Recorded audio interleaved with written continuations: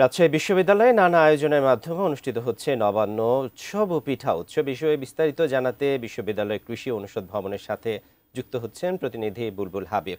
বুলবুল হাবিব, নবান্ন উৎসব বা পিঠা উৎসবের আয়োজনের কথা কেমন জানাবেন?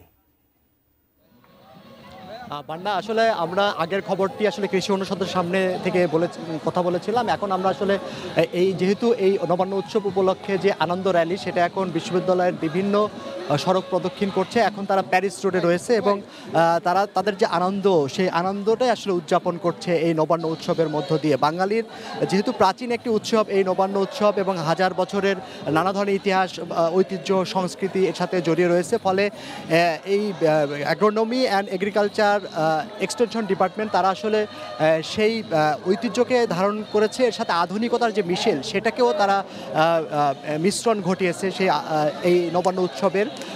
ফলে আমরা দেখেছি যে সকালে তারা যেমন তাদের ডিপার্টমেন্ট প্রাঙ্গণে তারা যেমন ধান কাটার উৎসব উদযাপন করেছে, হাড়ি ভাঙ্গা সহ নানা ধরনের খেলার আয়োজন করেছে, এবং তারা জারি সারি ভাওয়াইয়া সহ যে বাঙালির যে প্রাচীন গান, সেই গানগুলোর সংমিশ্রণে তারা যেমন আনন্দ উদযাপন করেছে, একইভাবে আধুনিকতার সংমিশ্রণেও কিন্তু তারা এখন আমরা দেখছি তারা গান করছে, নেচে গেয়ে আসলে সেই উদযাপনকে উপভোগ করছে। কারণ এই যে সংস্কৃতি, এই সংস্কৃতি যেহেতু বাঙালির ঐতিহ্যের সাথে মিশে আছে, এবং এটা একটা অসাম্প্রদায়িক জায়গা থেকে আসলে জাতি, বর্ণ, ধর্ম সবাই আসলে এই উৎসবটা উদযাপন করে, এবং আমাদের কৃষি যে ঐতিহ্য সেটাকে আসলে এই যে উৎসব, সে উৎসবের মধ্য দিয়ে তুলে ধরার চেষ্টা করছে। তো এই ছিল এখান থেকে বান্না যে নবান্ন উৎসব এবং পিঠা উৎসবের উদযাপন হচ্ছে তার খবর।